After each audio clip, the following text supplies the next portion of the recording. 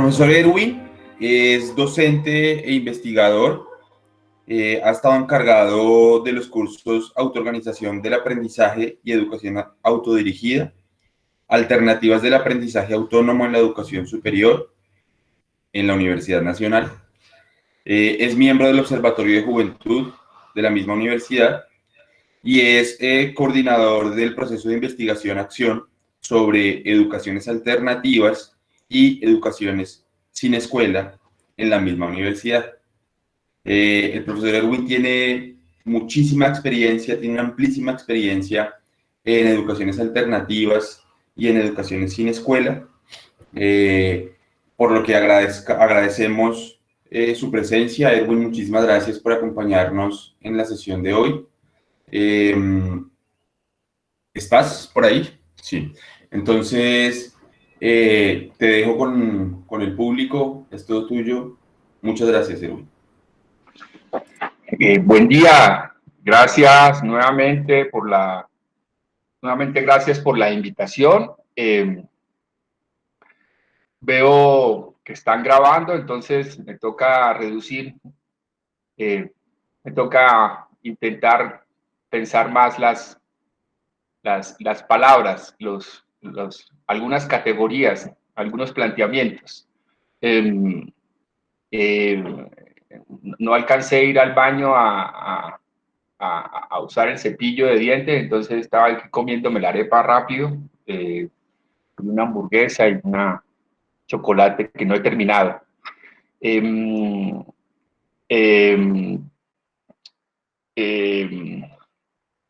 Pues para avanzar,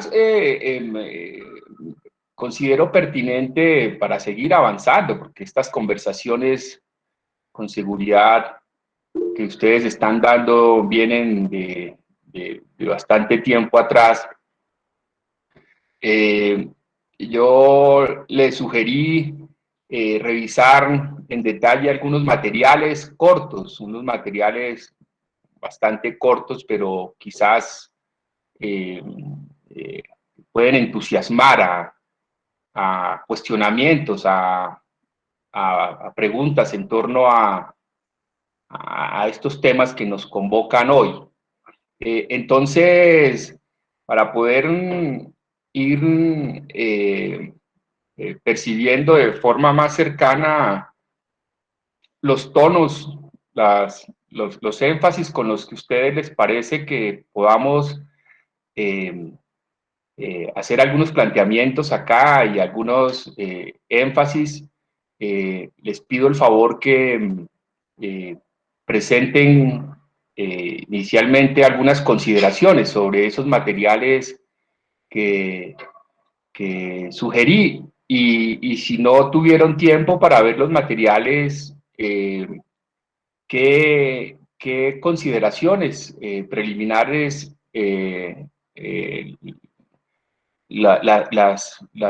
qué consideraciones las motivan para estar acá en esta conversación? Entonces quiero oír inicialmente la voz, los planteamientos de algunos de ustedes. Bueno, tomo la palabra. Erwin, mucho gusto. Gracias por acompañarnos en este espacio. Gracias, Julio. Para mí yo creo que lo que me llama más la curiosidad en lo que siento que nos vas a contar y en relación con los referentes que nos envías, yo siento que es un puente entre esto que llamas aprendizaje autodirigido, claramente la noción, el lugar que esto tenga en la noción más amplia, pues de autonomía, ¿sí? Que se puede desplegar en aprendizaje independiente, aprendizaje autodirigido. No obstante, ¿cuál es la relación que puede aparecer respecto a la noción más amplia de autonomía en los procesos de aprendizaje? Y claramente la insinuación que es para mí y para el grupo MISCO también muy interesante sobre el lugar de la autoorganización, el lugar digamos, de algunos principios del funcionamiento organísmico y sistémico atravesado en los procesos de aprendizaje. Es lo que desde mi fantasía de lo que vas a hablar, eso es lo que siento que me llama más la curiosidad. Y gracias, Julio Eduardo. ¿Y alcanzaste a revisar algo de los materiales propuestos previos para la conversación? Alcancé a ojear un video de autoorganización del aprendizaje precisamente y educación autodirigida. Y de ese material que revisaste, ¿algo específico que consideras pertinente tocar, como profundizar? Mm, uy, pues que tiene muchas aristas, ¿no? Porque digamos que se va de la... Yo creo que me gustaría más, porque digamos tiene el vuelo hacia lo conceptual, pero que poder intentar coger eso desde la experiencia directa que vas desglosando, los ejemplos, me agradaría. Bueno, sí, gracias, Julio, muy amable. Si te acuerdas de algún aspecto, alguna de esas aristas específicas, me las mencionas y también más adelantico y podemos Dale, por ahí darle también como rumbo a algunos de los planteamientos. Muchas gracias, dale, Julio. a ti. Gracias. ¿Quién más? Profesor Erwin, ¿cómo está? Buen día. Qué pena que no haya podido desayunar completo. No, bien, completo. Alcancé a comer fruta y luego a desayunar aquí con Janet. Preparamos un desayuno rico de arepa santanderiana y hamburguesa y chocolate, ¿no? Bien, va bien el desayuno. Qué, Gracias. qué bien. Profesor, a mí del material que usted envió me parece que es un caso muy importante y es algo pues que a mí me ha apasionado mucho, que es el caso de Sugata Mitra, sobre construir una escuela en la nube. Yo creo que si pudiésemos conversar un poquito sobre ese ejemplo, me parece maravilloso porque la verdad que es una experiencia muy, muy bonita y muy alentadora también para estos tiempos, ¿no? Y sobre todo cómo se organizó toda esa experiencia. Y lo otro que me dio mucha curiosidad, pero esto sí ya es algo como súper personal, porque mi padre es un gran amante de Humboldt, era la relación que usted, ¿no? El de reconocemos diferentes formas de construcción sobre la biodiversidad del Instituto Humboldt. Entonces me llamó muchísimo la atención porque desde siempre me ha parecido que el aporte de Humboldt como un pensador holístico es bien importante. Entonces quería resaltar esos dos aspectos. Muchas gracias por estar esta mañana con nosotros, profe. Gracias, profe, muy amable. Gracias. Erwin, a mí me gustaría un poco que pudiéramos charlar en torno al documento que nos enviaste, el reporte de la silla vacía, el reportaje de la silla vacía sobre la S-42 y la Unitierra. ¿En qué sentido? En que la pandemia nos ha permitido ver que hay un montón de esquemas organizativos como sociedad que necesitamos transformar. Uno de esos es el esquema universitario. No es que sea nuevo, ya nosotros, muchos de nosotros lo veníamos observando y quizá lo veníamos advirtiendo. Y me parece que S-42 y Unitierra podrían aportarnos algunos elementos importantes en torno a ese cambio urgente que tenemos que ir agenciando. Entonces quisiera que pudiéramos charlar un poco en ese sentido. ¿Cambio qué? ¿Dijiste cambio qué? Cambio, una palabra después. Que tenemos que agenciar. Cambio que... Creo que fue cambio urgente. Sí, cambio urgente. Ya, es que creí que habías dicho cambio cliente, no, cambio urgente. No, urgente. Bien. De pronto me sumo a esta inquietud de Sergio, claro, como también en la ruta y esta forma de educación alternativa, ¿qué le puede decir a las nuevas necesidades del rol docente? ¿Qué tipo de relación de enseñanza se requiere en esa necesidad de repensar la universidad tradicional en relación con estas universidades alternativas? Bien. Buenos días. Buen día, John. Buenos días, muchas gracias por esta sesión. A mí me llamó mucho la atención, sobre todo el video, que es estas pequeñas conferencias que se hacen, que ya, ya he visto varias, John, pero dime. El semestre pasado hubo un estudiante de ciencias en uno de los cursos nuestros de apellido Biasus. ¿Tienes una familiar estudiando ciencias en la Universidad Nacional con ese apellido? Es que es un apellido que no es habitual. Tal vez, pero en maestría, pero en pregrado no. Bueno, a veces llegan estudiantes de pregrado, no, pero ella era como estudiante de pregrado de ciencias. Bueno, John, te sigo oyendo, gracias. A mí me gustó mucho el video de Decline of Play, ¿no? Porque cada vez uno ve, o bueno, pues por lo menos bueno, en nuestros cursos en los que tratamos de incluir algo de juegos en estos procesos de aprendizaje, pero sabemos que la educación tradicional cada vez es más memotécnica y es muy común, sobre todo en procesos de primaria, bachillerato, que cada vez se prepondera más los ejercicios menos enfocados hacia dinámicas del juego y cada vez más hacia memorice, aprenda y usted mire a ver cómo hace, ¿no?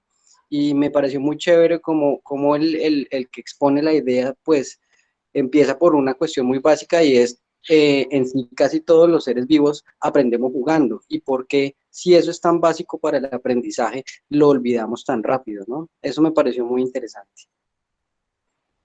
Gracias. Qué bien, qué interesante también. Buenos días, si gusta, puedo tomar la palabra. Gracias, Humberto. Cuando quieras puede tomártela. Aquí no hay que pedir permiso, por lo menos si yo puedo participar de esa manera, aquí no hay que pedir permiso. Eso es parte de lo que vamos a hablar. ¿Por qué tanta obediencia en estos procesos de la educación? Bueno, muchas gracias, profesor Erwin, por el espacio. También relacionado al artículo que nos compartiste relacionado a Unitierra y S42, me resultó interesante estas prácticas de exclusión que se dan en S42 y de que así mismo se menciona cómo estos movimientos también se están replicando, ¿no? Tanto de S42 como Unitierra. Y bueno, me preguntaba también de que si se está replicando también, entonces se puede estar replicando cada vez más estas prácticas de exclusión, principalmente desde S42, y ya más relacionado a Unitierra, entiendo entonces que la réplica se ha venido más a nivel latinoamericano. Al final del artículo mencionas también cómo estas prácticas de Unitierra también han ido, digamos, llegando a Colombia. Me imagino que ha sido también mayormente promovido por ti, y esta es la parte que más me llama la atención, en donde me da curiosidad saber acerca de la experiencia que has tenido en estas prácticas y bueno, cómo eso se da como tal en la práctica, ¿no? En la vida real. Gracias. Gracias, Humberto. Gracias. Erwin, a mí me gustaría sumarme a la idea de Alejandro un poco para que nos pudieras contar sobre la experiencia que has tenido dirigiendo todas estas experiencias de educación alternativa y educación sin escuela a propósito de la gran heterogeneidad de estos procesos y de cómo la gente se viene pensando cada vez más estos procesos en América Latina, pero sobre todo en Colombia. ¿Y cuáles crees que pueden ser los aprendizajes más importantes que podríamos incorporar a esta experiencia vida cuenta de la institucionalización que la enmarca, la nuestra? Gracias, Sergio. Pues bueno, aquí hay muchas provocaciones muy interesantes. Marly Viviana, desde luego. Buenos días, profesor Erwin. Quisiera también comentarle que ese artículo que también está ahí en una conversación con Gustavo Exteva es muy interesante porque pone de relieve que el punto no es si discutir si Freire o Illich, sino de cómo a partir de estos, digamos, estas experiencias puestas en otros territorios podemos abrir camino para una universidad en donde las voces de las comunidades lleguen, en donde además el trabajo con nuestros estudiantes sea un trabajo guiado por un proceso de búsqueda, de concienciación, de liberación. En ese sentido, pues comentarle que desde la unidad pues se han emprendido algunos proyectos que van en ese camino, incluso no de generar una desconexión entre lo que se hace en el aula y en los territorios, sino precisamente estamos como en ese ejercicio de tender puentes en lo que hacemos en aula, en lo que hacemos en territorio, y que las experiencias de investigación en las que estemos embarcados impregnen nuestros ejercicios como docentes investigadores. Y en ese sentido, pues, podamos generar una praxis más cercana desde lo que hacemos, decimos y pensamos, ¿no? Y entonces hablamos del sentir, pensar, actuar, como un horizonte o como una utopía también que hemos estado construyendo. Y pues gran parte de las experiencias y los autores que su merced nos comparten, pues precisamente hacen alusión a unas búsquedas que se vienen haciendo desde distintas orillas, desde los enfoques decoloniales, etcétera, y otros pues más desde lo indígena, lo campesino, y pues sería muy interesante como poder conversar alrededor de esas experiencias, de cómo se perciben, de cuáles son como esos obstáculos que se han sorteado en ese camino y cómo se ha sorteado, ¿cierto? Porque también quienes estamos embarcados en ese proceso, pues empezamos a darnos cuenta de unas realidades que estamos en proceso de reflexionar, de construir también nuestras propias teorías, de construir nuestros propios caminos, pues alumbrados por estos grandes maestros, ¿no? Entonces, muchas gracias, profesor Ervin, y pues estaremos muy prestos aquí para conversar y para construir. Gracias, Marly Viviana, gracias. Entonces, como decía, pues hay bastante provocación como para comprometernos a conversar durante varios días sin parar, varias semanas, quizás meses y muy probablemente años. Esto que les he propuesto que hagamos en estos minutos anteriores tiene intención, tiene intención, ¿no? Ustedes sabrán, ¿no?, que hoy en día cada vez más evidente que pues se cree que la buena educación es cuando se para al frente de un salón de clases o ahora al frente de una pantalla un buen animador, ¿no? Un buen ejercicio de distracción, ¿no? Muchos estudiantes de diferentes niveles de la educación escolarizada obligatoria consideran que es bueno el profesor o la profesora si los distrae bien, ¿no? Por eso algunos tienen al lado la pantalla del Netflix, entonces pues aparentan que están viendo la clase, pero lo que están viendo realmente pues es la película de Netflix que los distrae más.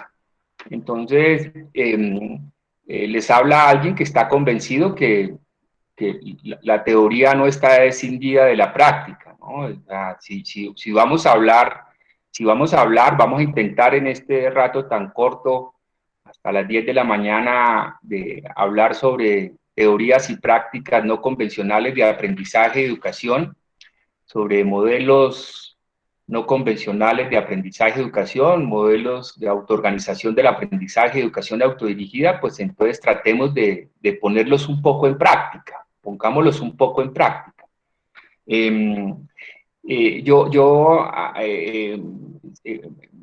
Tal vez algunas personas dicen, pero usted hace demasiadas advertencias, pero es que las advertencias tienen intenciones, las advertencias también tienen relación directa con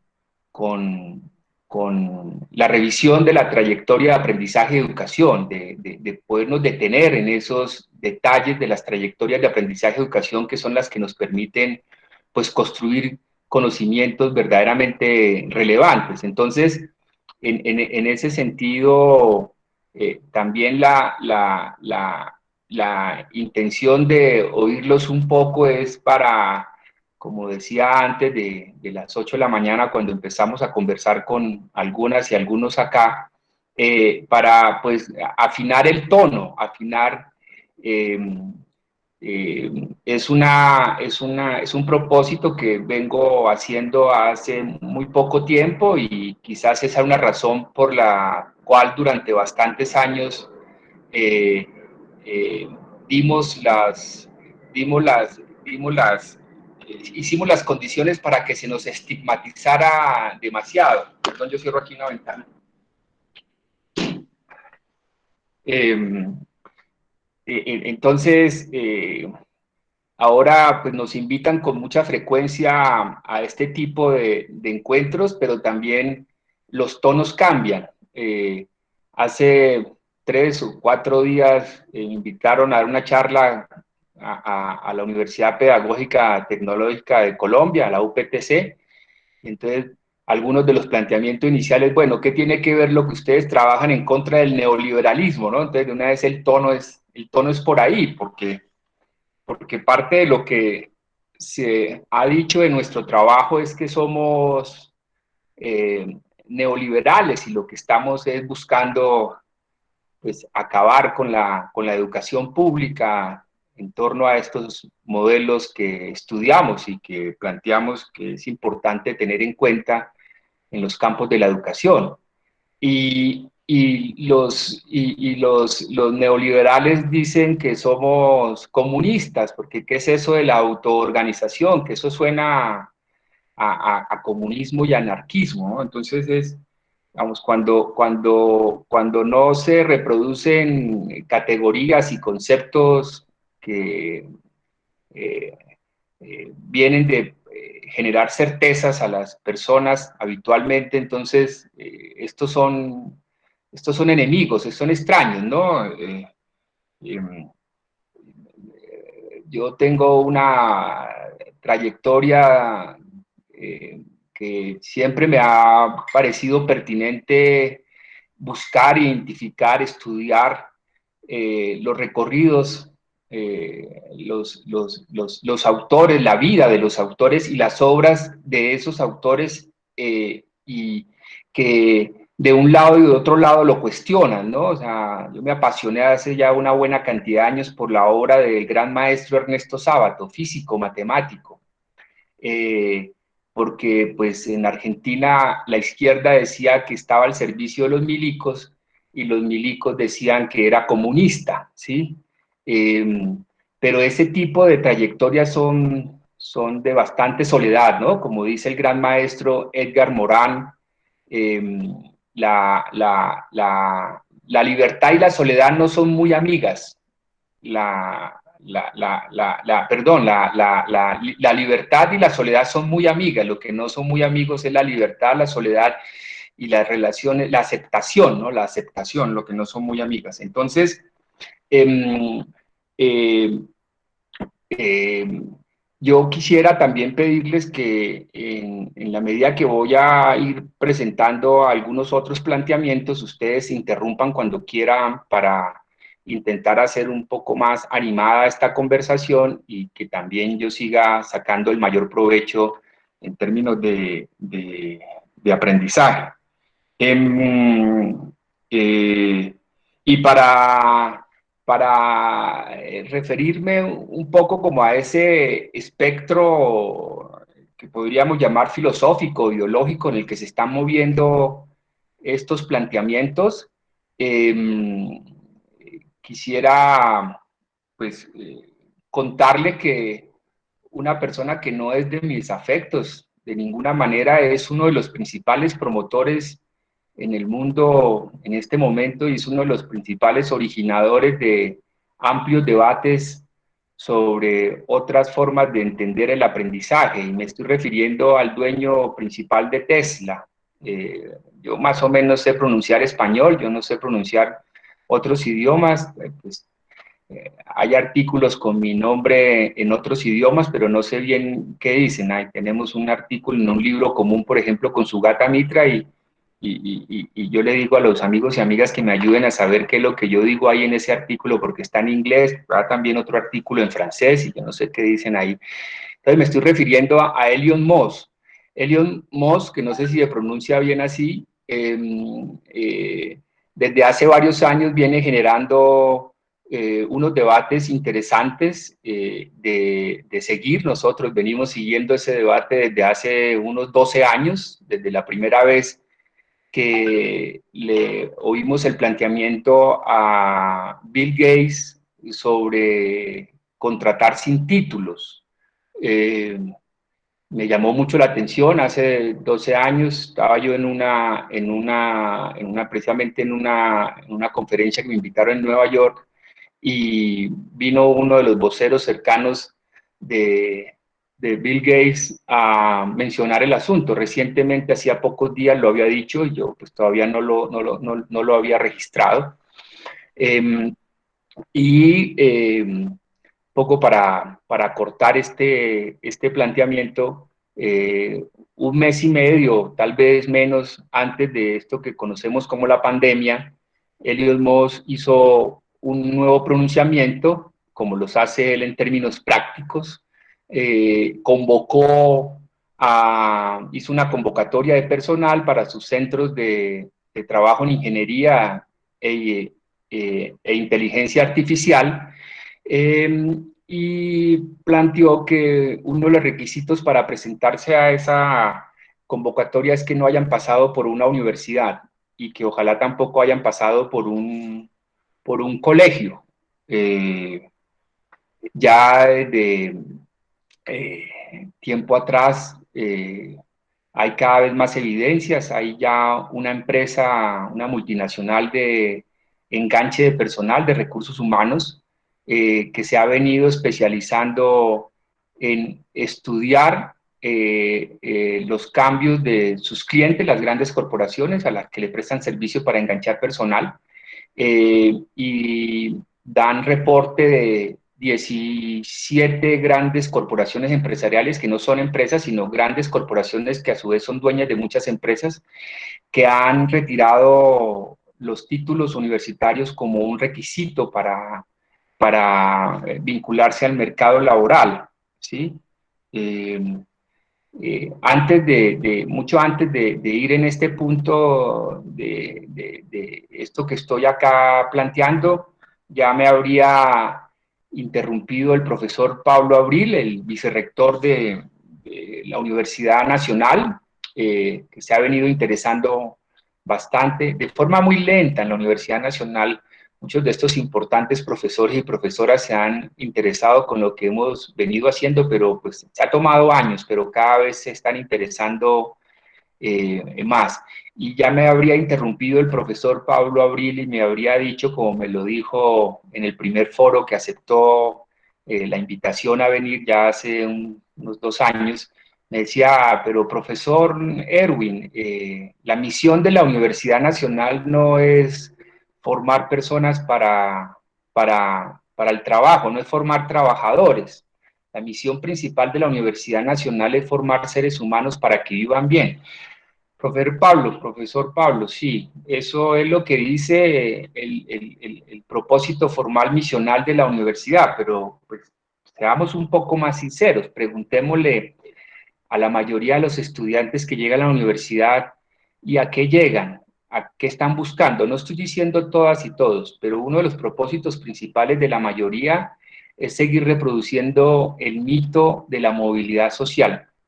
Y en ese sentido, tal vez de los materiales que les recomendé que tuvieran en cuenta antes de este encuentro, de esta conversación, no mencioné los trabajos y el más reciente del profesor Luis Jorge Garay, titulado precisamente Inmovilidad Social. El profesor Garay, que ha estado dedicado desde hace ya una buena cantidad de años a estudiar sobre este fenómeno de la educación, lo que viene demostrando cada vez de manera más contundente que la movilidad social relacionada con la escolaridad obligatoria, estoy hablando de la escolaridad obligatoria universitaria, es un mito, ya no genera movilidad social. Entonces él demuestra en sus últimos trabajos, uno de ellos publicado a finales del año pasado, cómo ha estado estudiando qué está pasando con los egresados de la escolaridad obligatoria en la Europa mediterránea. Él demuestra cómo los jóvenes mediterráneos, o sea, no estamos hablando de inmigrantes latinoamericanos, sino los jóvenes europeos mediterráneos que se gradúan de programas de doctorado en universidades con programas de doctorado mediterráneas, no estoy hablando, y él precisamente no estoy hablando de toda Europa porque cambian los porcentajes, pero estos jóvenes graduados de programas de doctorado, jóvenes europeos mediterráneos en universidades mediterráneas, la principal fuente de ingresos que están teniendo es trabajar en cafeterías. Trabajar en cafeterías. Yo en estos meses me he preguntado, y con todo ese poco de cafeterías cerradas, entonces, ¿qué están haciendo? ¿No?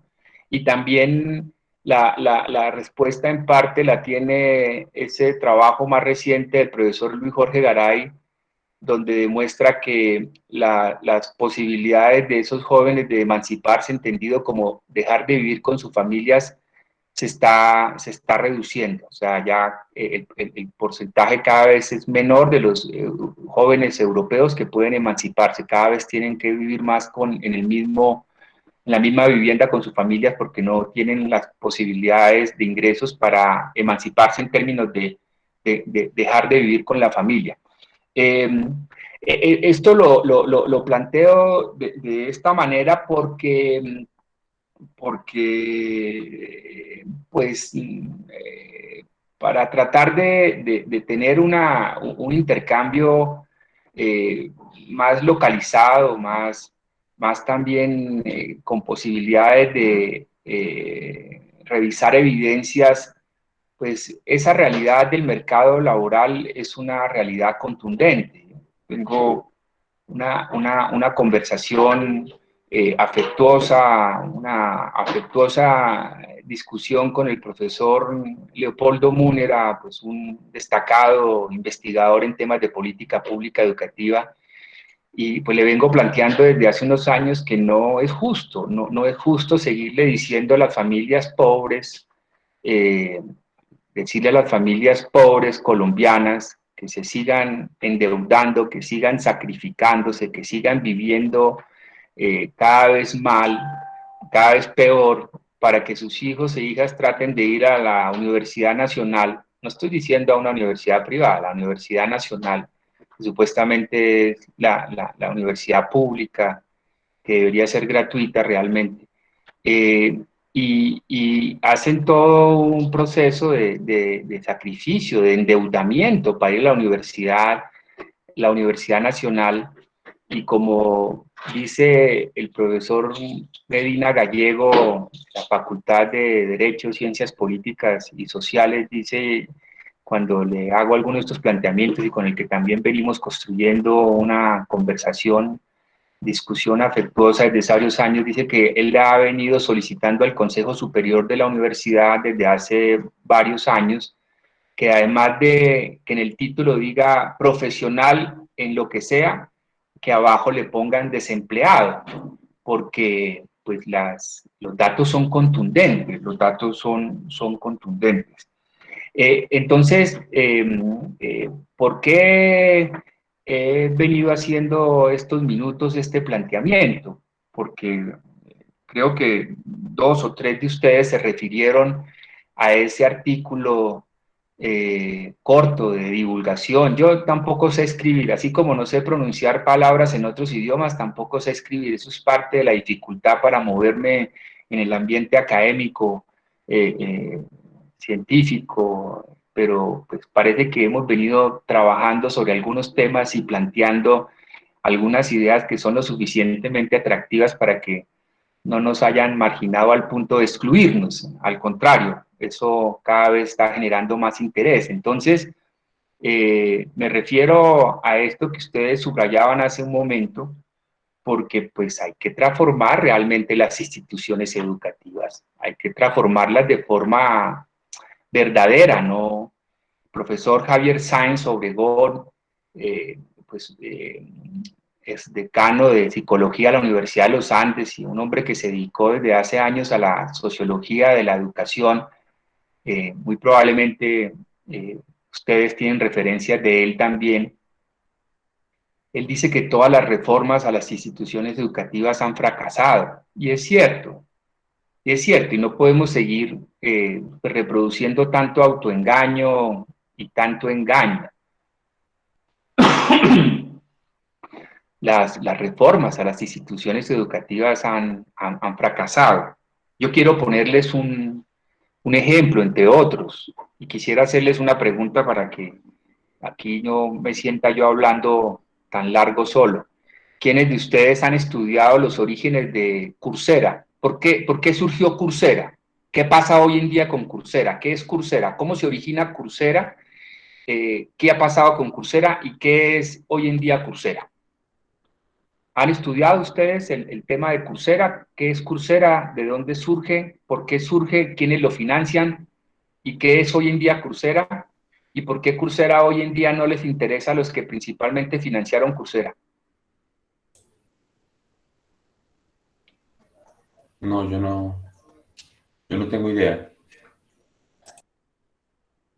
Bueno, es muy interesante porque estamos en un proyecto donde no les puedo dar todavía la primicia, pero estamos en un proyecto donde ha sido muy interesante la conversación porque hay personas que consideran que porque usan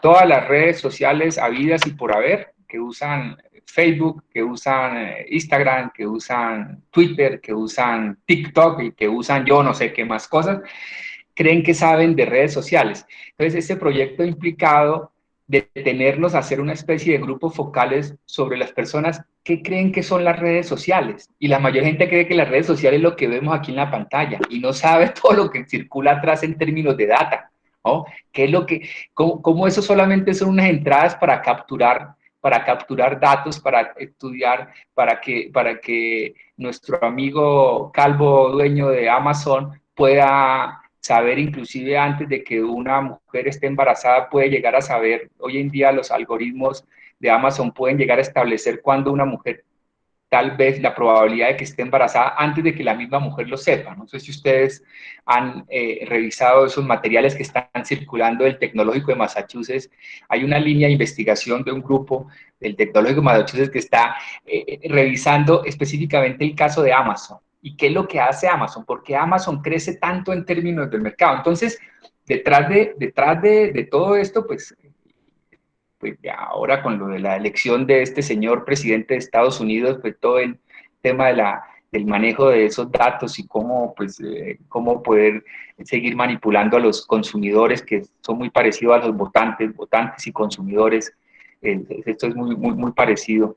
Entonces, detrás de Coursera hay algo que es una historia que es muy interesante tener en cuenta y sobre todo para, pues aquí entre colegas que nos interesa entender más sobre aprendizaje y educación.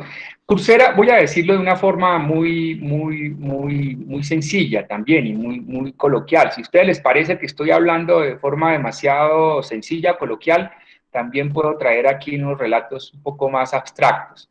Pero pues parte del cuestionamiento que hacemos a los espacios de aprendizaje y educación es que pareciera ser que lo importante es lo que no se entiende, ¿no?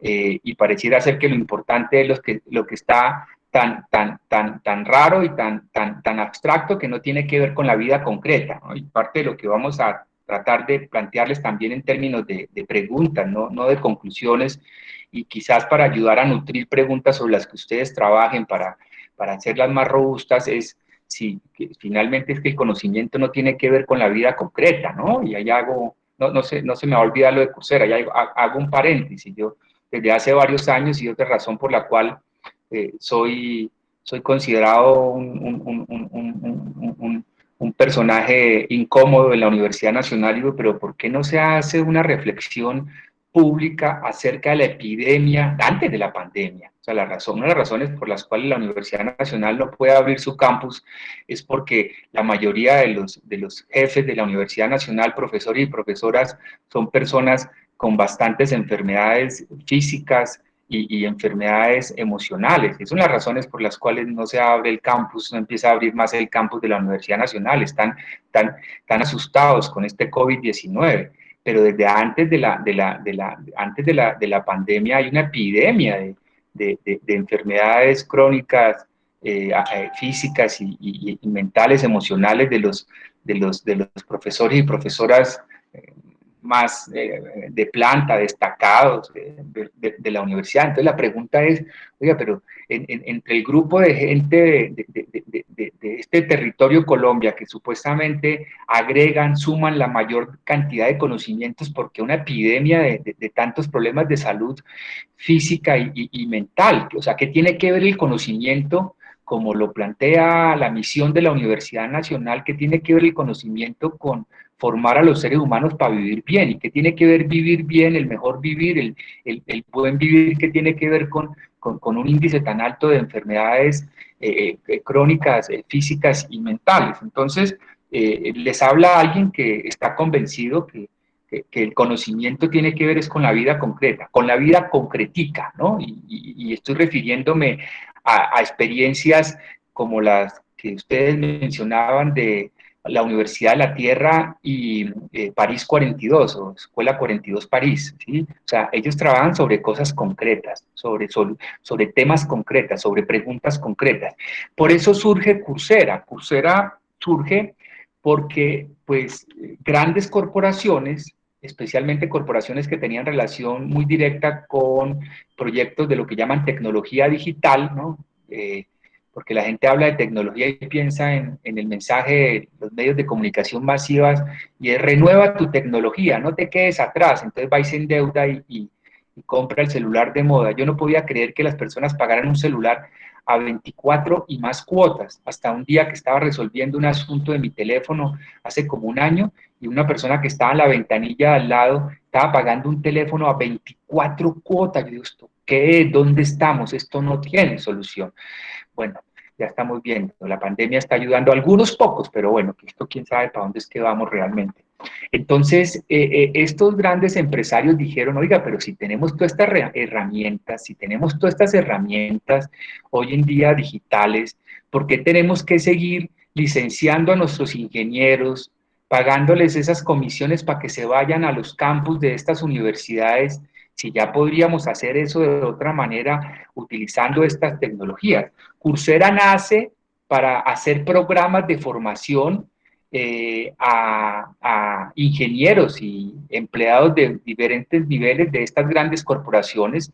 Por eso estas grandes corporaciones fueron inicialmente las financiadoras de Coursera, en alianza con universidades de élite científica y académica internacional. ¿Qué pasó con Coursera? Y esto está directamente relacionado, y si no logro hacerme entender suficientemente, por favor párenme y díganme si no logro describir suficientemente con el necesario detalle cuál es la relación entre lo uno y lo otro en términos de esta invitación que nos hacen hoy sobre modelos de autoorganización del aprendizaje, educación autodirigida. Entonces, ¿qué es lo que pasó rápidamente?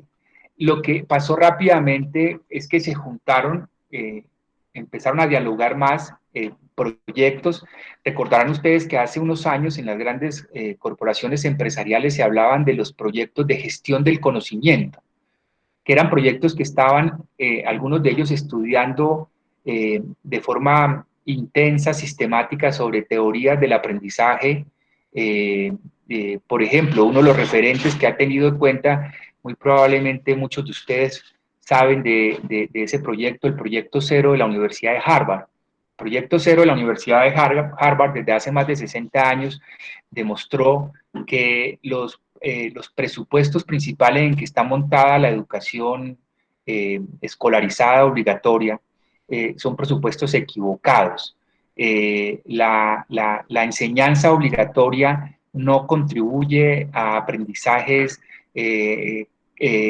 significativos, relevantes y crecientes en los seres humanos. Todo lo contrario, ya el Proyecto Cero de la Universidad de Harvard mostraba que habían indicios que mostraban cómo la escolaridad obligatoria y la enseñanza obligatoria, las tareas obligatorias, afectan la creatividad de los seres humanos. O sea, los seres humanos que están sometidos a largos procesos de obediencia, de recibir órdenes y acatarlas, ¿sí? Que no solamente sucede en las instituciones educativas, no. Eso principalmente sucede en los contextos familiares y en las relaciones sociales. Y ahora quizás tocaremos un poco el tema en relación con esa pregunta que hacían sobre juego y sobre juego libre. ¿Qué es esto del juego libre y por qué desapareció el juego libre? En la mayoría de los procesos educativos no existe el juego libre. Se habla de juego, pero como un instrumento más de uso para el adiestramiento, para la imposición, para la dominación.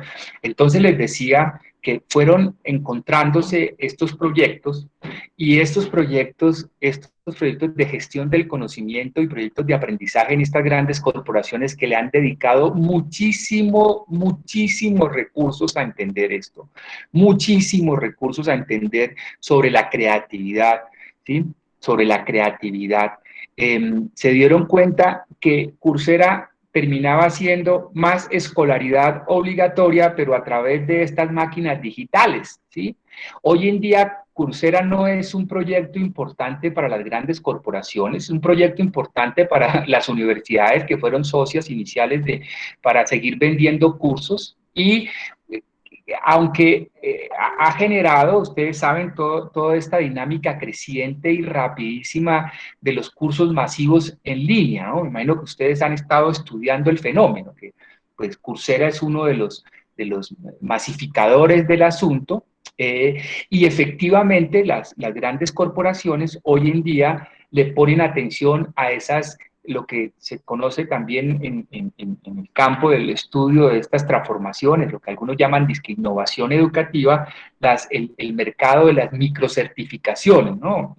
Para ponerlo también esto de forma localizada. Hemos estado haciendo pues, indagación sobre este fenómeno, cómo está creciendo en Colombia.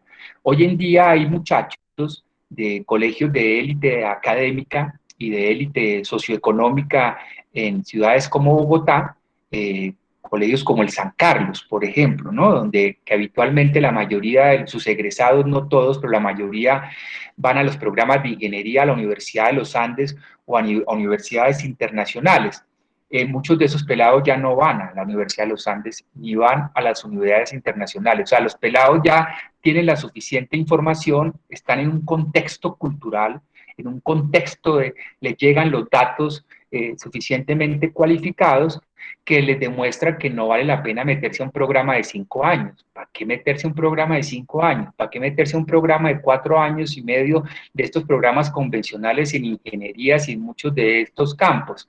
Si puede, a través de una microcertificación de Stanford, una microcertificación de 7 u 8 meses, puede tener casi el mismo nivel de un ingeniero para ingresar al mercado laboral, ¿sí? Entonces, Coursera, esos programas de Coursera, eso dejó ser importante para las grandes corporaciones, como ustedes y los que están conectados con esta línea de indagación lo sabrán. Las grandes corporaciones y el mercado laboral está interesado en las microcertificaciones, se ha interesado en eso. Quiero decirles que he estado y hemos estado en el equipo de trabajo haciendo el seguimiento a los pronunciamientos del profesor Alejandro Gaviria, hace pocos meses rector de la Universidad de los Andes, pues desde el año pasado, ¿sí? Y si ustedes se detienen a revisar sus pronunciamientos, están ahí en las páginas no todos, pero en las páginas de la Universidad de los Andes, muchos de ellos se han referido a las microcertificaciones, ¿sí? Entonces dice, tenemos que ayudarle a entender a los jóvenes, o sea, a sus clientes de la Universidad de los Andes, tenemos que ayudarles a entender que no pueden creer que en 8 meses van a tener la misma formación humanista, la formación integral que pueden tener en un campus universitario. Pues los muchachos lo que están buscando es la movilidad social, como diría el trabajo del profesor Alejandro Luis Jorge Garay, que ya les mencionaba. Entonces, lo otro fundamental por el cual perdió rápidamente interés estos programas de Coursera, otros similares, es lo que mencionaba hace un rato y que tiene directa relación con lo planteado de forma muy general y muy probablemente mal escrito en este ejercicio de comparar la Universidad de la Tierra y París 42, y es el tema de las necesidades específicas, ¿sí? Entonces, como trato de plantearlo ahí, estas otras formas de entender las universidades trabajan es a partir de necesidades concretas, de preguntas concretas, de problemas concretos que se necesitan resolver, ¿sí? No es el planteamiento abstracto, ¿sí? Espere, logramos asegurar el entendimiento abstracto del concepto, de la categoría, y después, más a tarde, por allá en las pasantías, ya por allá en octavo semestre, en noveno semestre, entonces usted va a entrar a eso, a relacionarlo con la práctica. No, es desde el primer día es una combinación permanente. Claro que se requieren esos conceptos abstractos, claro que se requieren esas categorías, desde luego, pero en la práctica concreta, resolviendo asuntos concretos. Un poco lo que puedo entender de lo que planteaba Marley y Viviana hace un rato, es a través de ese ejercicio que habitualmente en las universidades llaman de extensión, ¿sí? O de investigación participativa, ¿no? No, por ahora, tú, estudiante, tú por ahora cárgame el maletín, cárgamelo durante 3 o 4 semestres y después en el 5.º semestre de pronto te dejo acercar un poco al laboratorio, ¿sí? No, ¿sí? No. Aquí en estas otras formas de organización de la educación universitaria, para ponerlo en términos muy simplificados, desde el primer día es que vamos a resolver. ¿Cuál es el problema concreto que vamos a resolver? Y además entendiendo que para resolver cualquier problema concreto que realmente tenga algo de importancia, tenemos que recurrir a diferentes campos de conocimiento. Podríamos plantearlo acá también para simplificar más el asunto a diversas disciplinas, ¿no? Ustedes lo sabrán ya, hoy en día las universidades de élite científica convencionales, las universidades de élite científica convencionales, las universidades de élite científica y académicas ya no ofrecen programas disciplinares, ya no ofrecen profesiones, no. Me imagino que lo conocerán ustedes, por ejemplo, el cada vez más mencionado STEM, ¿no? Que se originó en el Tecnológico de Massachusetts. Hoy en día, las personas que antes decían, quiero estudiar ingeniería tal o quiero estudiar matemáticas, no, usted entra a un programa de STEM, usted entra a estudiar al mismo tiempo, entra a estudiar tecnologías, matemáticas, ingenierías y ciencias. ¿Sí? Usted no entra a estudiar disque biología, eso ya no cabe en la cabeza de las personas que se han dedicado a estudiar cómo se aprende, cómo se construye el conocimiento. Esto no es que ahora vas a ver cálculo 1, después cálculo 2, después cálculo 3 y después cálculo 4, ¿sí? Y ya cuando ya cálculo 4, como pasa en la Universidad Nacional, ya eres adicto a varias sustancias para poder tratar de mantenerte concentrado en cosas que son tan áridas, ¿sí? Áridas en términos, no, la matemática es hermosa, pero en términos de la concreción, de qué tiene que ver eso con la vida concreta, específica. Y de esa manera quiero transitar hacia otro par de aspectos que ustedes han planteado y que consideran relevantes y que lo podemos intentar interrelacionar de forma muy directa. Entonces, es la pregunta en torno a ¿por qué nos interesa aprender? ¿Por qué nos interesa aprender? Y aquí esto lo voy a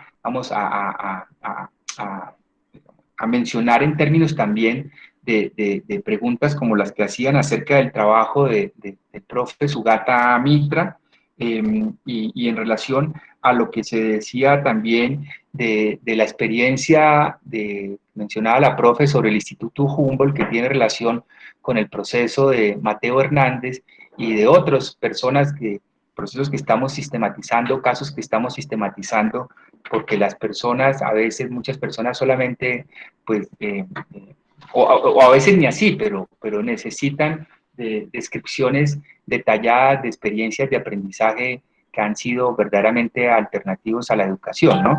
Pero antes de ir como transitando hacia esos elementos que les acabo de describir, quisiera subrayar algo,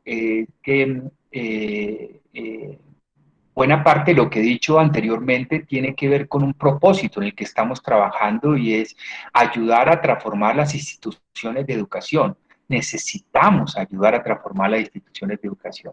Las instituciones de educación no pueden seguir funcionando a partir de prácticas normalizadas como la escolaridad obligatoria, la enseñanza obligatoria, las tareas obligatorias.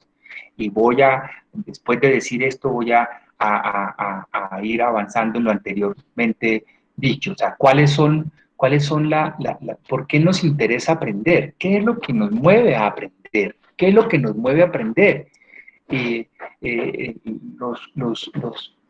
Los amigos y amigas que se han incomodado durante años con algunos de estos planteamientos siguen creyendo que es que estamos hablando de educación y que estamos hablando de pedagogía, que estábamos hablando de enseñanza.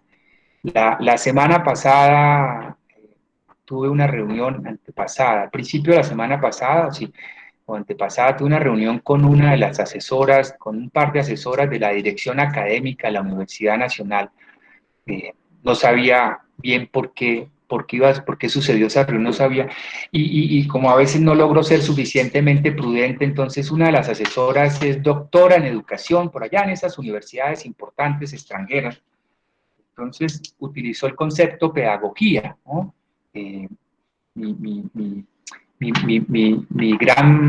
Mi maestro Gabriel Restrepo, un sociólogo, investigador, un sociólogo muy destacado de la Universidad Nacional, durante años me buscó persuadir que recurrir al origen etimológico de las palabras es importante, ¿sí? Y sí, y a veces es necesario, porque a veces el origen etimológico de las palabras nos ayudan, nos permiten entender cómo es que funcionan esos conceptos, ¿no? Sabrán ustedes, no voy a detenerme en el ejercicio que hice con esta doctora en educación, creo que se molestó, pero parece que no se molestó al punto que me hayan bloqueado, porque 3 días después me invitaron a una reunión con el director académico y lo que yo no sabía es que el director académico le había pedido a estas 2 personas que hicieran una especie de filtro porque él se ha venido interesando con nuestro trabajo, pero lo que quiero en este momento subrayar es que la persona doctora en educación no tenía presente cuál es el referente etimológico del concepto pedagogía, ¿sí?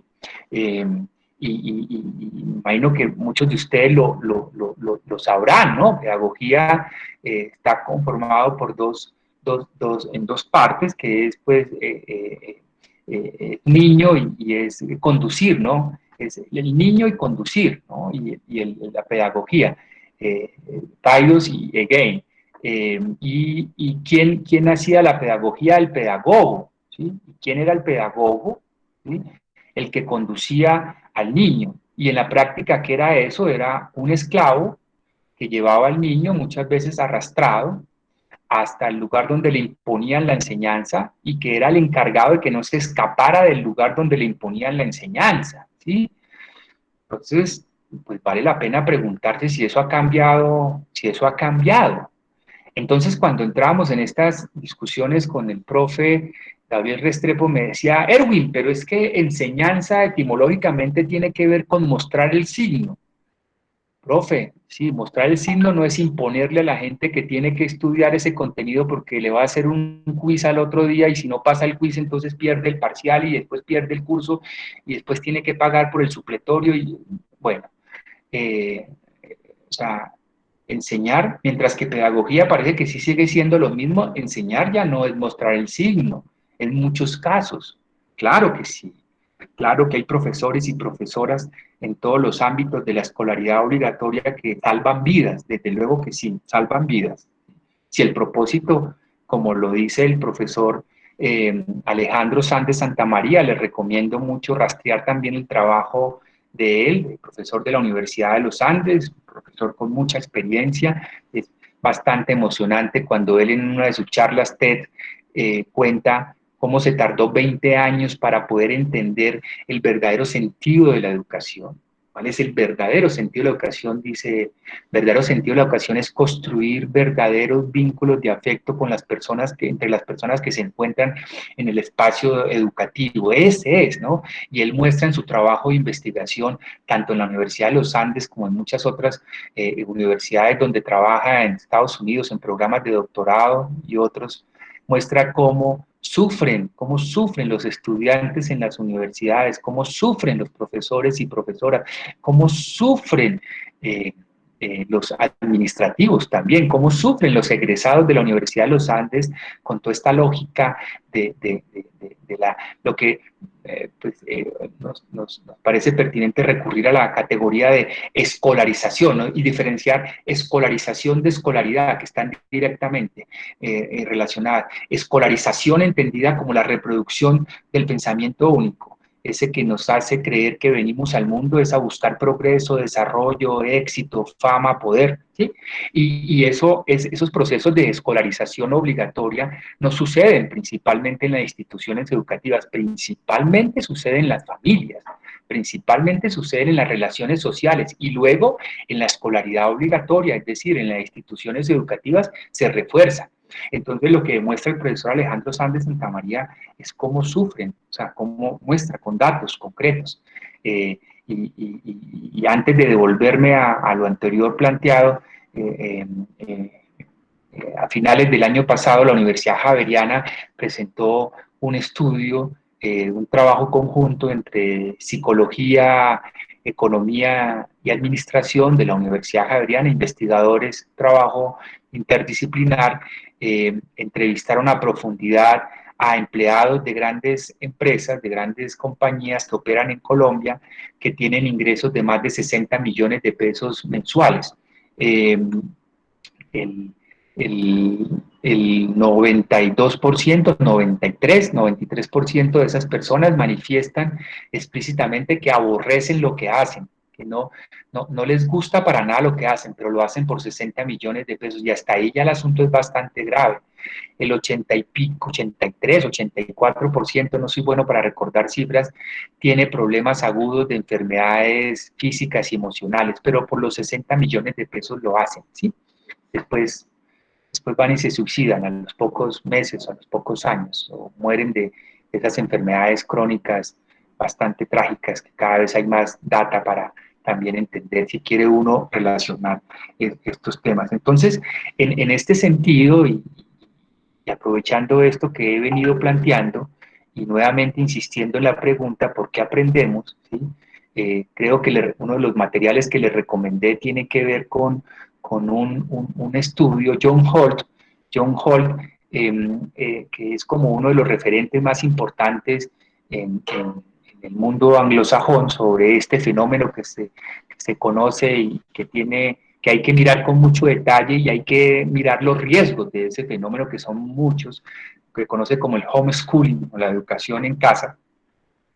John Holt hizo un generoso reconocimiento al trabajo de Jean Dietzloff,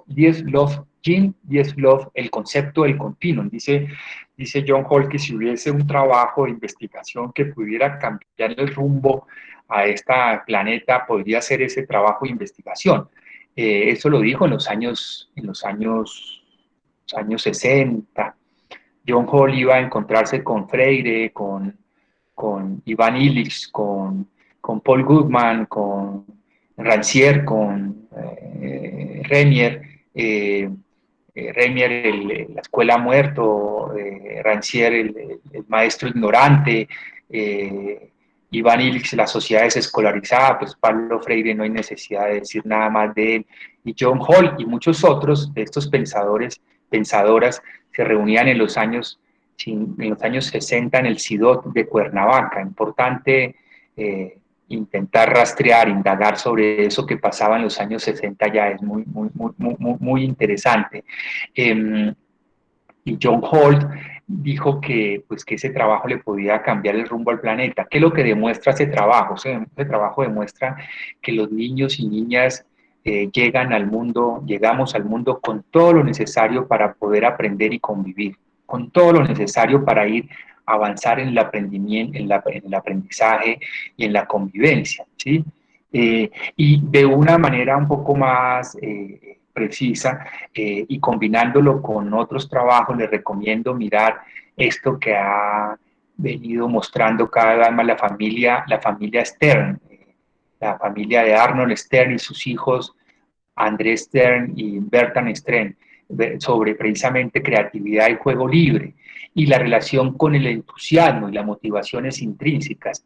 Estoy hablando de autoorganización del aprendizaje y las investigaciones también del profesor Sugata Mitra. O sea, ¿qué hace que unos niños de 8, 9, 10 años aprendan por su propia cuenta, entre comillas, por su propia cuenta, entre comillas, de forma colaborativa? No es un ejercicio, no es una reproducción del individualismo metodológico, de exacerbar el individualismo. No, no, es un ejercicio colaborativo, colectivo colaborativo, como niños de 8, 9, 10, 11 años al mismo tiempo aprenden biología molecular y al mismo tiempo aprenden una lengua diferente a su lengua materna.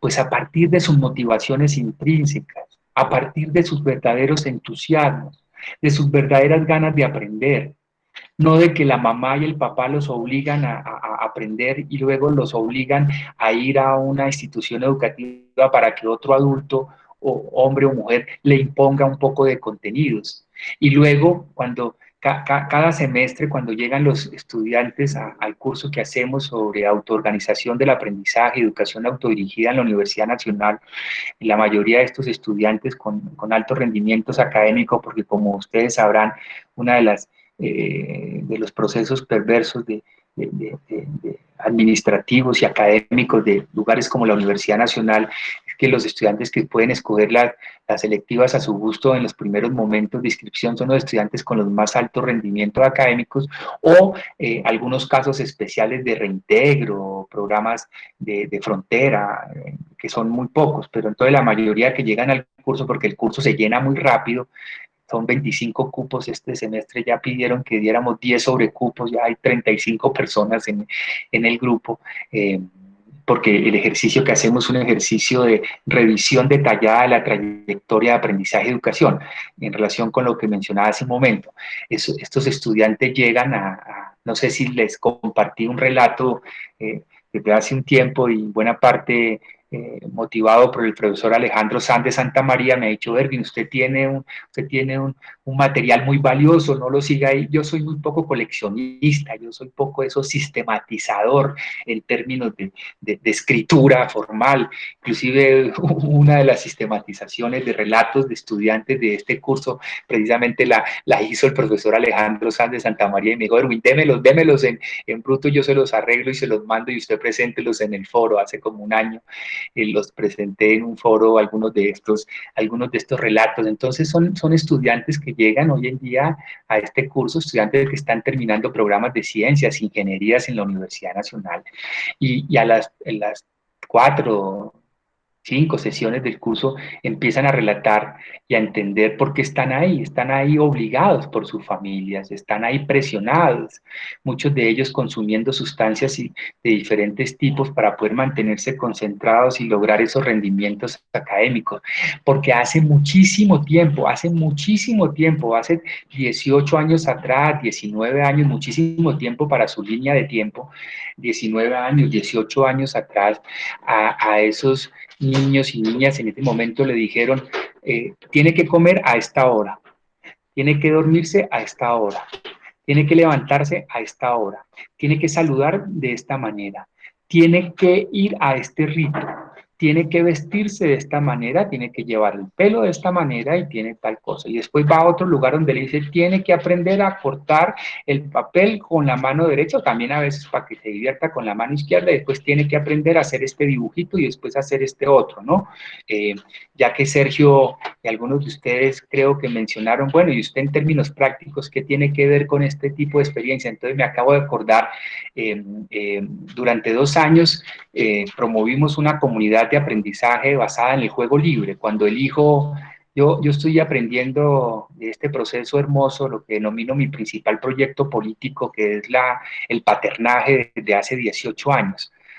Acompaño un hijo y una hija, un hijo que nació en marzo de este año, celebramos sus 17 años de haber nacido, y una hija que en julio de este año celebramos los 14 años de haber nacido. Durante 2 años promovimos una especie de comunidad, el intento de construir una especie de comunidad de aprendizaje y juego libre, verdadero juego libre, ya me referiré un poco más a eso.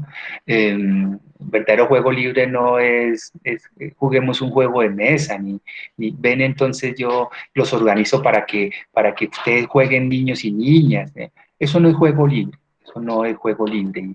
Y si les interesa también material sobre este tipo de trabajos, hay investigaciones validadas científicamente. Te recomiendo mucho rastrear al psicólogo evolutivo, el psicólogo evolutivo Peter Gray. Creo que les mandé un par de artículos de esos de divulgación rápido de Peter Gray. Entonces, me acordé porque cuando llevábamos como 2 años, la mayoría de esas familias que participaban en ese proceso, hace ya más de 15 años, empezaron a poner a sus hijos e hijas ya en colegios de preescolar. Y pues no logramos entusiasmarlo en ese momento que siguiéramos en un proceso de aprendizaje a partir del juego libre, ¿no? Ya dijeron, ya los chicos tienen 3 años y medio, tienen 4, ya algunos tienen 5, hay que llevarlos a la escolaridad obligatoria, a los jardines infantiles. Y entonces el hijo empezó a notar que se estaban disminuyendo sus compañeritos de juego y un día dijo, como a sus poco menos de 4 años, dijo el hijo, yo quiero ir también a esos lugares donde están yendo gracias, amor, muchas gracias. Muchas gracias. Donde están yendo mis primos y mis amiguitos. Entonces, lo llevamos al que consideramos en ese momento que era el principal, el mejor, el más, una apertura, el colegio de preescolar, el Centro de Evolución y Creatividad, que dirigía Manuel Morales. Se acabó hace varios años, entre otras cosas, porque él decía que no podía ya pelear contra esa, ya había hecho un buen capital, pero también que no podía pelear con esa corriente y ese trabajo de marketing tan efectivo de los colegios privados de élite para inclusive ya abrir hasta salacunas para poder capturar a sus clientes desde la más temprana edad. Entonces, hablamos con Manuel y le dijimos, vea Manuel, Matías quiere venir a probar acá, pero no sabemos si va a durar unos minutos, unas horas, unos días, unos meses o se va a quedar el resto del tiempo. Y pues sí, efectivamente solamente fue una media jornada el primer día y luego el segundo día llevaba como un cuarto de jornada y nos pidió que nos llamaran, que ya no quería volver allá. Y una de las razones por las cuales no quería volver decía él, pero ¿cómo es que así que me piden que le dibuje, que porque el rector, o sea, Manuel estaba cumpliendo años, que le dibuje al rector, que le dibuje al rector algo para darle el regalo? Yo no conozco a ese señor, yo porque tengo que darle un regalo a ese señor, que porque la profesora de forma muy amorosa le dijo al niño Matías que le hiciera un regalo y un dibujo, y es que al rector. Eso tiene que ver, él no toleró eso y se fue de ahí. Entonces,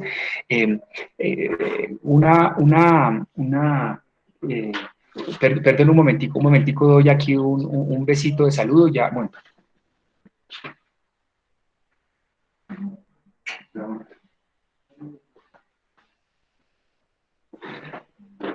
Bueno, pero ¿sí me están oyendo? ¿Ya se durmieron conmigo acá? ¿O cómo va esta conversación? Por favor,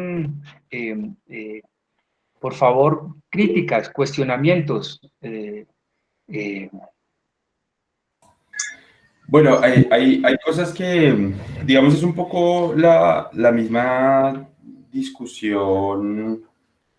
Cuando yo te hacía la pregunta de la heterogeneidad de los procesos, me parecía importante porque justamente en el seno de estos procesos uno se encontraba con diferentes perspectivas. Entonces, por ejemplo, de repente gente que trabajaba en colegios y que decía, bueno, el problema no es la escuela, el problema es que tenemos que reformar la escuela, ¿sí?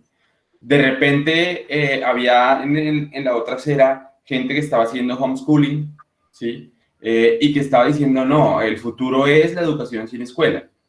Pero de repente había otra gente que decía, sí, el futuro es la educación sin escuela, pero no a través del homeschooling, porque el homeschooling estaba creando otras dependencias.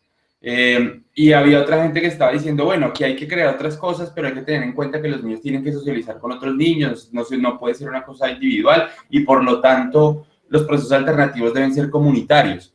Entonces, un poco un poco me refería a este proceso porque esa es ese tipo de heterogeneidad es la heterogeneidad con la que nos encontramos en nuestras cotidianidades.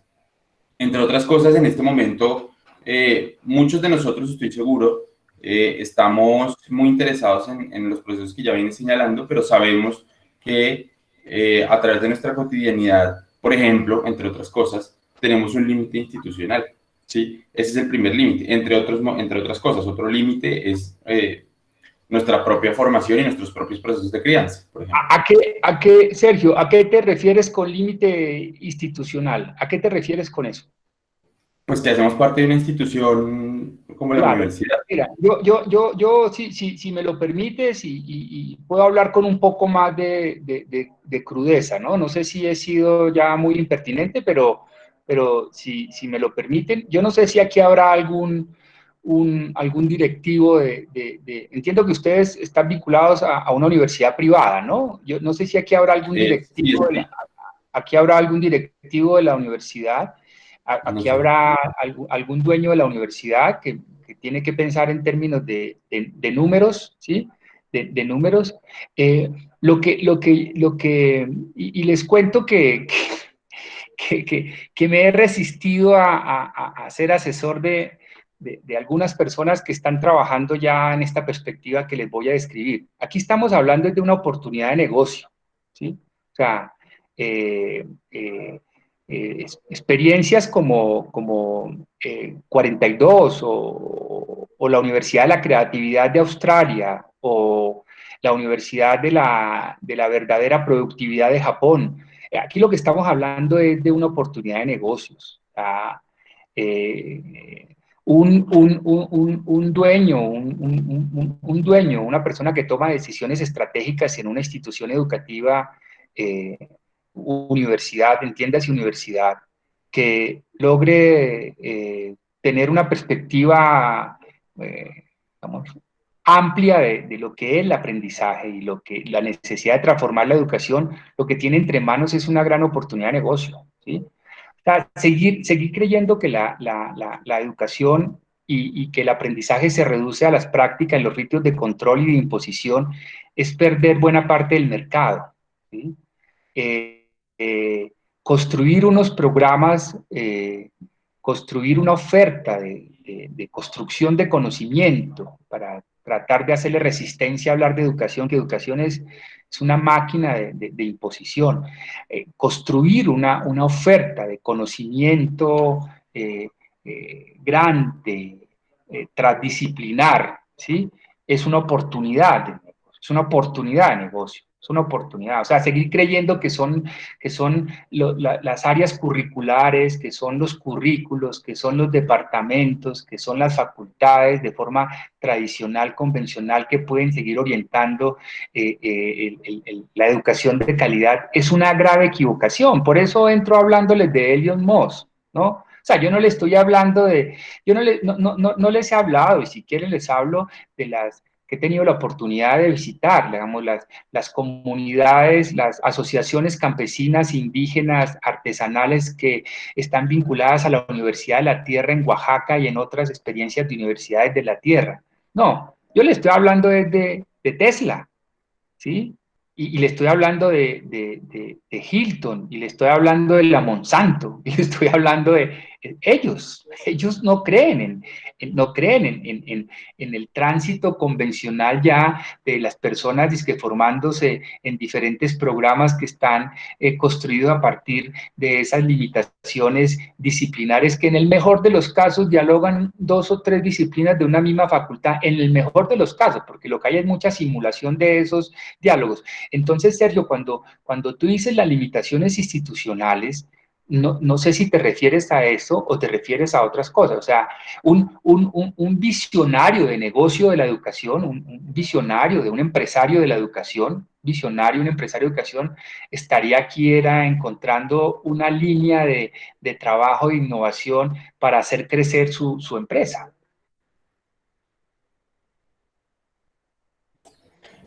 Bueno, pues lo que pasa es que a mí me parece que además del problema del mercado, me parece que también hay un problema de relaciones de poder, ¿no? Que también estructuran los límites de lo institucional, ¿no? Y ahí empiezan a haber problemas. Claro, Sergio, tiene que ver con lo anterior también, ¿no? Tiene que haber anterior, o sea, somos hijos e hijas de una sociedad que ha normalizado el autoritarismo, ¿sí? La obediencia, ¿no? Decir sí, señor, ¿sí? Es esperar órdenes para no cumplirlas necesariamente. Pues ustedes lo saben mejor que yo, como un porcentaje muy alto de estudiantes que pasan por estos aparatos de la educación basada en la escolaridad obligatoria, pública y privada, recurren a muchísimos medios diferentes al aprendizaje para cumplir sus requisitos formales, ¿sí?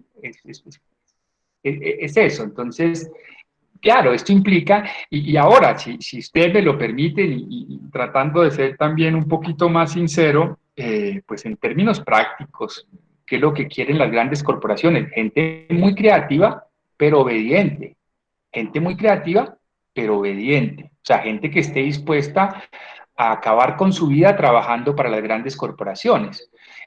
Quizás para algunas y algunos de ustedes, espero que no sea así, algunos de los planteamientos que he hecho acá son demasiado anecdóticos. Yo lo que acostumbro a decir es que para leer la teoría abstracta les puedo dar bastantes referencias, bastante bibliografía, pero aquí tratemos de localizar esto, ¿no? De localizarlo, de buscar experiencias concretas que nos permitan rastrear estos planteamientos, cómo operan en la realidad concreta. Entonces, en este ejercicio que venimos haciendo desde hace años, de estudiar cómo el gran mundo corporativo entiende el aprendizaje, porque es muy importante estudiarlos a ellos para tratar de hacerlo de acuerdo a las convicciones filosóficas de cada quien, pues mirar, pues si quiere ir a trabajar a Silicon Valley, pues entonces para que sepa qué hay que hacer para llegar a trabajar allá y no creer que haciendo un programa convencional de 5 años tiene altas posibilidades de ir a trabajar a Silicon Valley, sí, eso ya está bastante demostrado, pero la mayoría de la gente no tiene acceso a esa información, no la busca, está ocupada viendo Pasión de Gavilanes y Netflix y el partido de fútbol y todas esas cosas, y si el futbolista al fin pasó a un equipo, a otro, si se cayó el ciclista, o todas esas cosas, pues entonces la gente sigue creyendo que sí, mientras tanto voy haciendo el programa de 5 años que yo voy a ir a Silicon Valley, cuando el profesor Medina Gallego diciendo pónganle en el diploma a la Universidad Nacional Desempleado y también en la Universidad de los Andes, ¿no? Eso no es solamente la Universidad Nacional. La Universidad Nacional sigue siendo el principal vehículo vehículo de vinculación al mercado laboral, la Universidad Nacional, según la principal base de datos en Colombia del estudio de los datos sobre vinculación al mercado laboral al paso por la educación superior titulada, la escolaridad obligatoria universitaria titulada, es el Observatorio de Asuntos Laborales en Educación del Ministerio de Educación.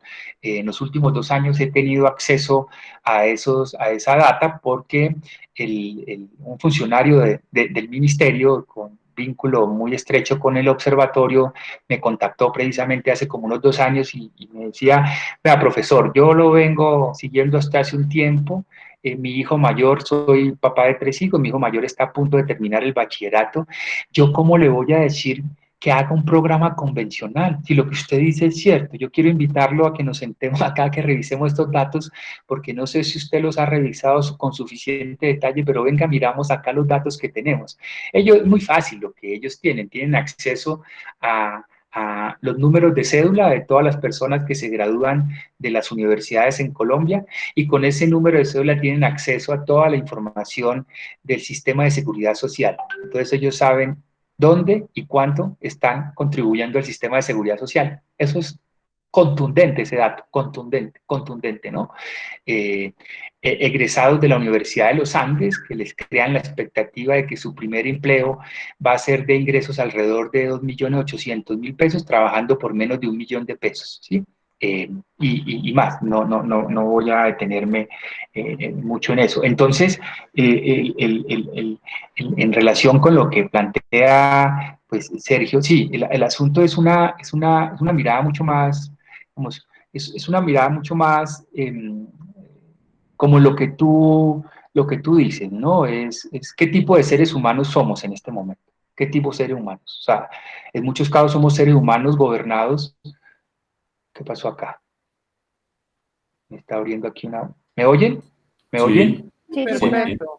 En muchos casos somos seres humanos gobernados por los excesivos miedos, por las excesivas inseguridades y muy dóciles, ¿no? Somos muy dóciles. Ayer en una clase en la Universidad Nacional le decía a los estudiantes cuando permanentemente están relatando de abusos de poder de los profesores, dice, pero bueno, ¿cómo vamos a lograr que no menos del 50% de un curso no entre a clase? Le haga un boicot, no que lo vayan a hacerles falsas denuncias y no que lo vayan a golpear a ningún profesor, no, pero no entran a clase, el 50%, más del 50%, pero no vas a hacer una carta anónima. Pero ¿qué es lo que pasa con la mayoría de los seres humanos que están en las aulas en las que trabajamos? Son seres humanos dóciles, son seres humanos además llenos de dolores, muchos de ellos maltratados desde su infancia.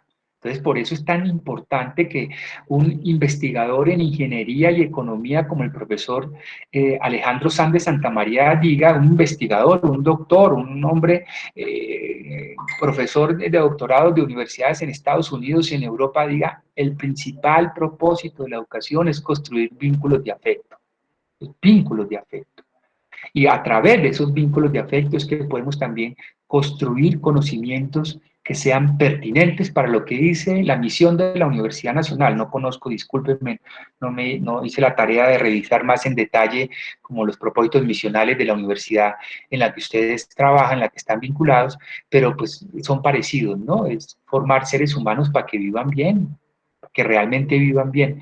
Les recomiendo la investigación científica que viene haciendo la Universidad de Harvard sobre la felicidad, que algunos la han llamado una investigación de la psicología positiva, ¿no es cierto? O sea, hay un debate muy fuerte ahí si es psicología positiva o no. Muchos de los investigadores de ese proyecto que lleva 75, 76 años, no son psicólogos, son de otras formaciones, ingenieros, sociólogos, economistas, ¿no? No necesariamente psicología positiva, además advirtiendo que la psicología positiva tiene varias vertientes, ¿no? Muy en contradicción entre ellas, ¿no? Les menciono lo de la investigación de la investigación científica sobre la felicidad, que yo prefiero hablar de bienestar, pero ellos lo llaman felicidad. De la Universidad de Harvard, 76 años investigando qué genera felicidad. Y ellos viven insistiendo cada vez que hacen sus informes, sus alocuciones, sus invitaciones a foros internacionales por todas partes y dicen que la mayoría de la gente sigue equivocada. La felicidad no tiene que ver con el éxito, con la fama, con el poder, con el dinero, no tiene que ver. Entonces ellos demuestran, su investigación empezó hace 76 años en Boston, y la investigación, los primeros grupos de estudio fueron grupos de jóvenes que iban a la Universidad de Harvard y otros grupos de Boston que no podían a la Universidad de Harvard. Y según sus indicadores de felicidad, imaginen ustedes quiénes han sido más felices durante este estudio que ha durado 76 años. Yo me imagino que no tengo necesidad de decirles quiénes han sido más felices en términos de bienestar físico, de bienestar emocional, de bienestar mental, ¿sí? ¿Qué es eso? ¿Quiénes han vivido de forma con mayor bienestar? Los que han logrado construir la mayor cantidad de vínculos de afecto y de confianza profunda con más personas, verdaderos vínculos de afecto y de confianza, ¿sí? No han sido los egresados de la Universidad de Harvard, no lo han sido, son los otros, ¿sí? O los egresados de la Universidad de Harvard que han tenido trayectorias marginales, profesionales, ¿sí? Y entonces demuestran cómo muchos de los otros han tenido vidas muy llenas de sufrimiento, unas vidas muy alejadas de la felicidad, como ellos lo llaman. Yo prefiero hablar de bienestar. Entonces, efectivamente, Sergio, si interpreto bien lo que planteas, coincido contigo. Esto implica preguntarnos cómo hemos construyéndonos como sujetos, qué tipo de sujetos somos, qué ha sucedido. Por eso la invitación que hacemos permanentemente es que si vamos a hablar en serio de aprendizaje, de educación, si vamos a hablar de modelos de aprendizaje alternativos, tenemos que hablar en detalle de nuestras trayectorias de aprendizaje y educación, que no principalmente suceden en las instituciones educativas. No, ahí no es. Por eso tan importante también, Sergio, lo que tú dices y la molestia creciente de muchos de estos redes de homeschooling, no solamente en Colombia, sino en otros países de la región por nuestros planteamientos. Es la necesidad de revisar los riesgos, los peligros y los problemas agudos que están sucediendo en muchos de estos procesos del llamado homeschooling, la educación en casa, una cantidad de fundamentalismos que se están tratando de reproducir ahí, fundamentalismos no solamente religiosos, fundamentalismos políticos, fundamentalismos pachamámicos, ¿sí? Familias que tienen a sus hijos e hijas por allá en las montañas, que los obligan a ser vegetarianos, que los obligan a no tener contacto con máquinas digitales, que los obligan nunca a ver a Pasión de Gavilanes o yo no sé cualquier cosa. ¿Cómo así? ¿Qué es esto? O sea, ¿qué son estos fundamentalismos? En parte tiene razón el gobierno alemán de seguir teniendo tan reglamentado, porque no es cierto que esté totalmente prohibido, tan reglamentado. Tuve la oportunidad de, por asuntos de un intercambio académico y una actividad familiar, estuve en 2018 4 meses en Berlín estudiando sobre estos temas en el mundo de la educación sin escuela. Dicen, Alemania está completamente prohibido. No es cierto, lo que pasa es que está muy reglamentado en qué casos se puede hacer educación en casa. Y uno de los argumentos que utilizan ellos es la preocupación que posturas políticas fascistas se reproduzcan a través de este tipo de fenómenos educativos. Y, o sea, hemos tenido la oportunidad de detectar casos, por ejemplo, de familias que sacan a sus hijos del colegio francés, que es un lugar de maltrato agudo, con todo este paradigma pues, de lo intelectual, ¿sí? de la construcción del conocimiento racional francés y la ilustración, todo este tipo de cosas. Entonces hay familias que sacan a sus hijos del colegio francés para imponerles unos planes de estudio aún más exigentes que el colegio francés, porque consideran que el colegio francés no es suficientemente exigente. ¿Qué hay que hacer? Pues eso es una violación a los derechos de los niños y niñas. O sea, esos van a ser otros Elon Musk peor que Elon Musk. Les invito a que revisen la historia de la infancia de Elon Musk o de que prohíbe, que ha censurado cualquier posibilidad, pero por ahí circula algo del dueño de Amazon o del muy aparente filántropo Bill Gates, la infancia de estos seres humanos, revisar la infancia de ellos. Entonces, claro, Sergio, si te entiendo bien, estoy de acuerdo, nos toca es hacer un ejercicio de autoconocimiento, o sea, el aprendizaje y la educación realmente tienen que ver con el autoconocimiento y no convertir la educación y todo esto que se plantea como el conocimiento académico y científico como una evasión más. No puede ser muy efectivo como mecanismo de distracción.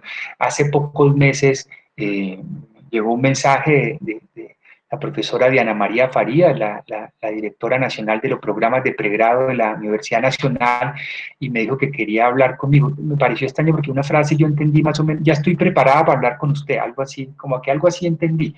Yo, pues, claro, desde luego, pues, esto de trabajar en los temas que son tan marginales y sin fuentes de financiación, entonces está rebuscando la financiación, esto es muy complicado, entonces que lo llame uno de estos profesores, profesoras, doctoras para reunirse desde luego. Entonces fui yo, me alisté y dije, por ahí 30 minutos tendrá esta profesora para conversar. Duramos 2 horas y media, entonces la profesora me decía, Erwin, yo sé de usted hace varios años, del trabajo que ustedes vienen haciendo, pero es que cada vez entiendo más por qué usted genera tanta incomodidad. Me está hablando una persona que tenía una carrera rumbo tenía vínculos con un grupo de investigación en Harvard, ella es doctora en biología, creo que de Harvard, y rumbo a un premio, trabaja con esos doctores y doctoras tan importantes que buscan premios Nobel, y me decía ella que después de más o menos 4 años y medio de psicoterapia entendió que lo que estaba era huyéndole a su propia vida, ¿no? Huyéndole a su propia vida. Y entonces en medio de la conversación me decía, Erwin, yo entiendo por qué usted genera tanta incomodidad acá. genera tanta incomodidad, y vamos a tratar que esas incomodidades, le pido el favor que las modere un poco, pero vamos a buscar que esas incomodidades lleguen a otros lugares que es necesario que lleguen, pero no es fácil. O sea, esa perspectiva que acabas de plantear, Sergio, si te entiendo bien, es compleja, pero hay personas que se logran conectar, ¿no? Y, incluyendo dueños de instituciones educativas que están interesados inclusive en términos de viabilidad del mercado, quieren crecer y hay una oportunidad en estos planteamientos, una oportunidad muy grande para crecer, pero además también para hacer una contribución desde diferentes perspectivas, inclusive filosóficas, a la sociedad, a los entornos comunitarios en los que vivimos. Y un poco también para oírlos más que... Sí, eso sería importante, Erwin.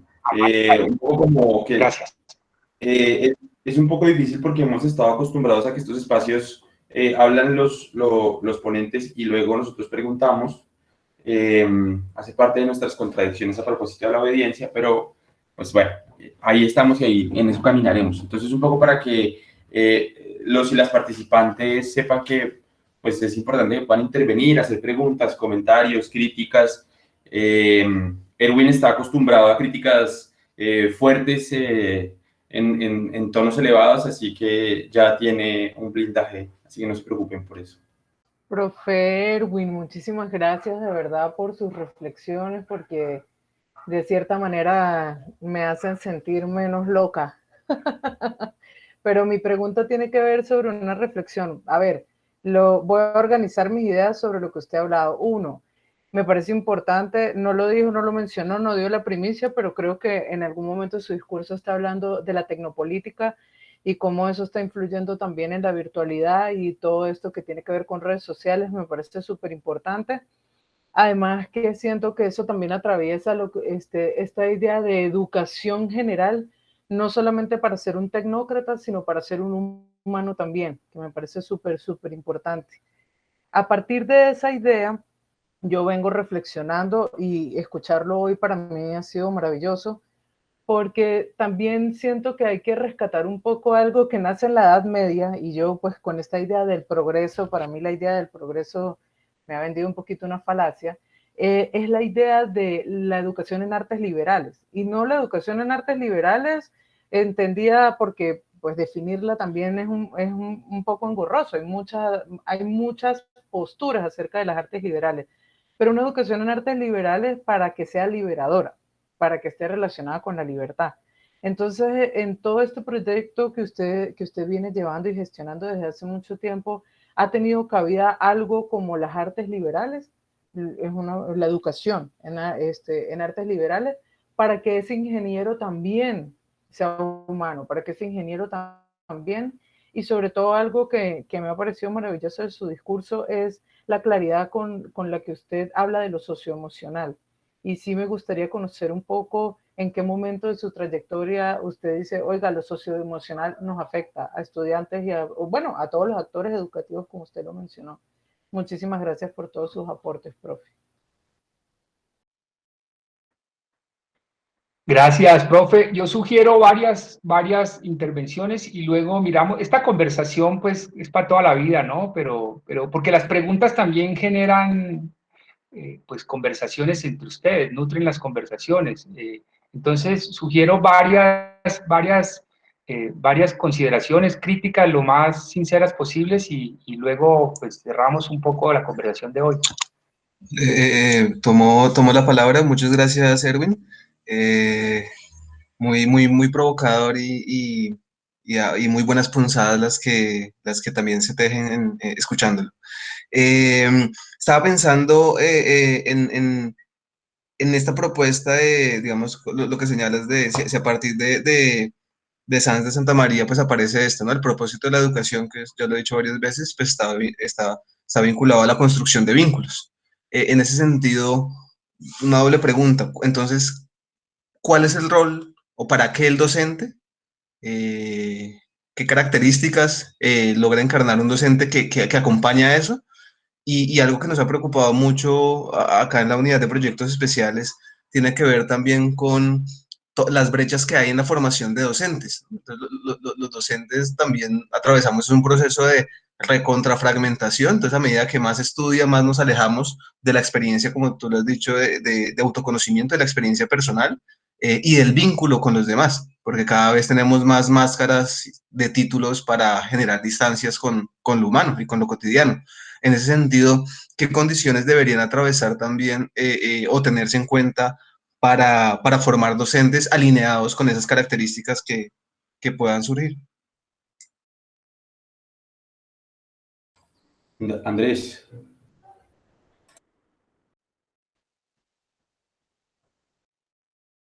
Bueno, buenos días, profesor Erwin. Bueno, primero que todo, muchas gracias por esta conversación. Creo que ha sido de pronto el evento académico al que he asistido este semestre, este año, más interesante. Agradezco mucho lo contemporáneo que se siente. La verdad es que la mayoría de las veces los eventos académicos es alguien hablando de autores de los 70s y su opinión sobre los 70s. Entonces, pues, agradezco mucho que habláramos del presente hoy.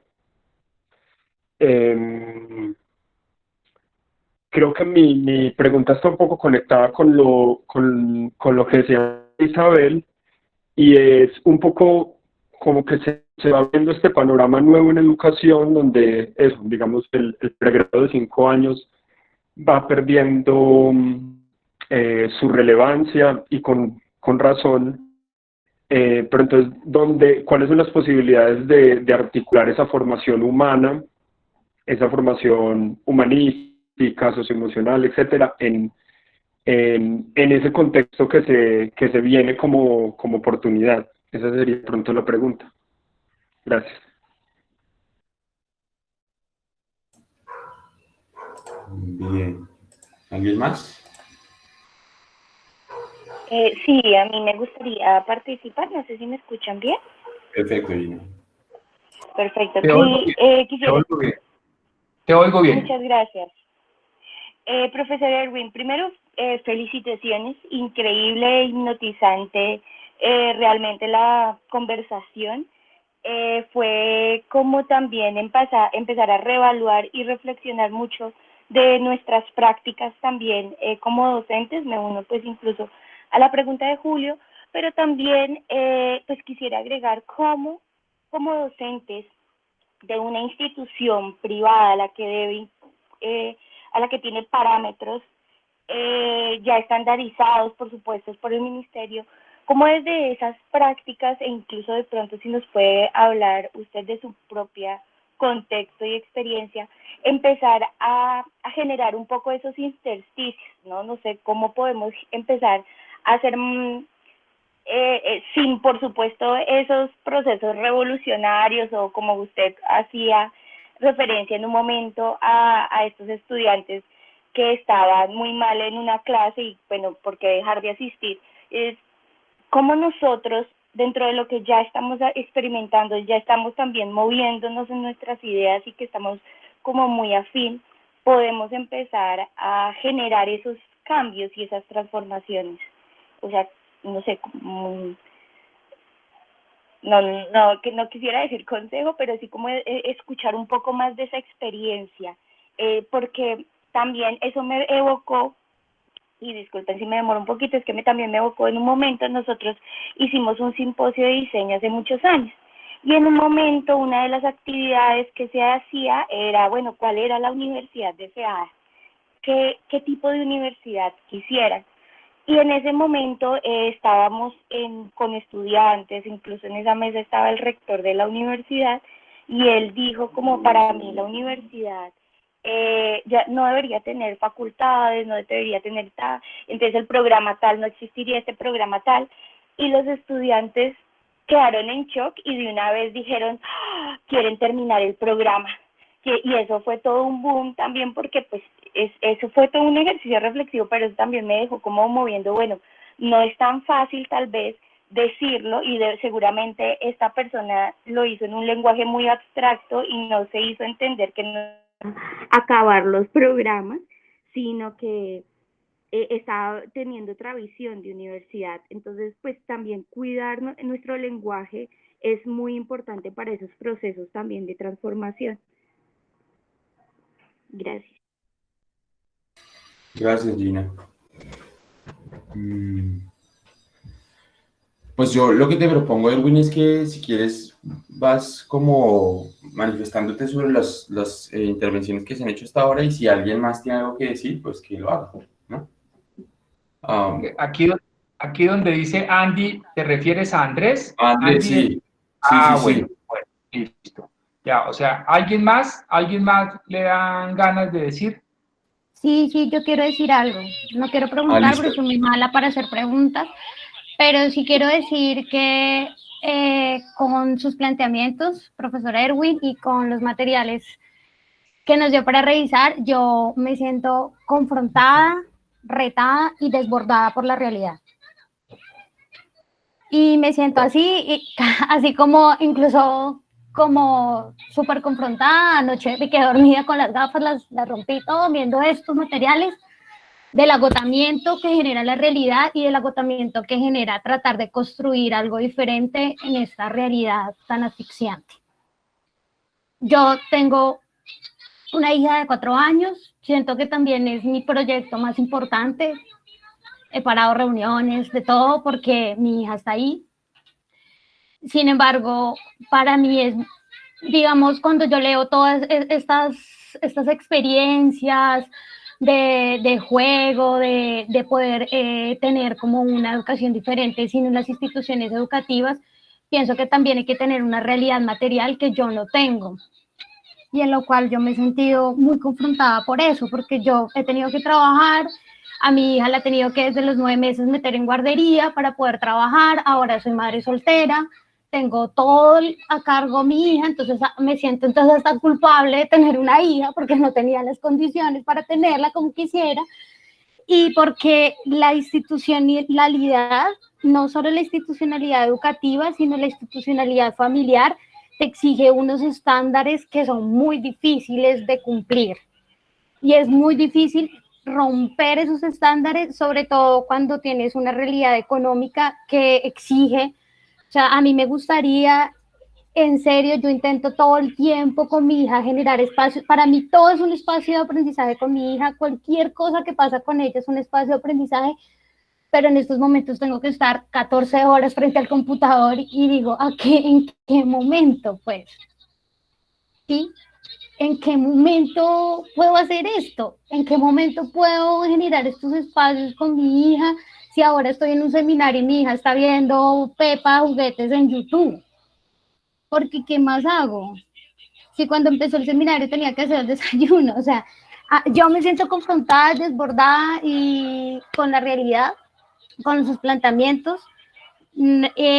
Por lo menos cuando leí ese texto anoche sobre la discusión de la alfabetización de Freire, pues también me confrontó mucho, porque pues una veces cree que descubre el agua mojada o el agua tibia, y resulta que yo estaba metiéndole toda la cosa a generar una alfabetización digital, y ahora me doy cuenta que quizás no es el camino. Y digamos, para darme aliento, yo creo que no hay cosas per se. Ayer también lo discutíamos en el seminario de Pedagogía Crítica.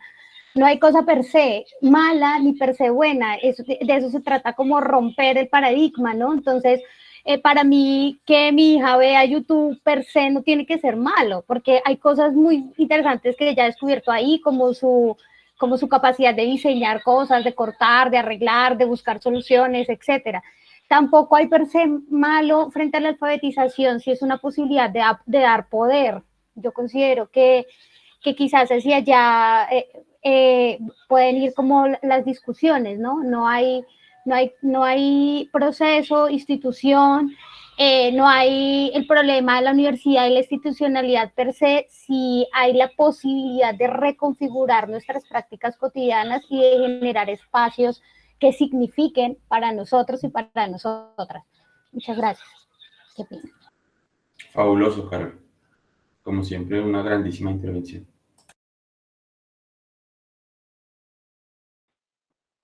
Pues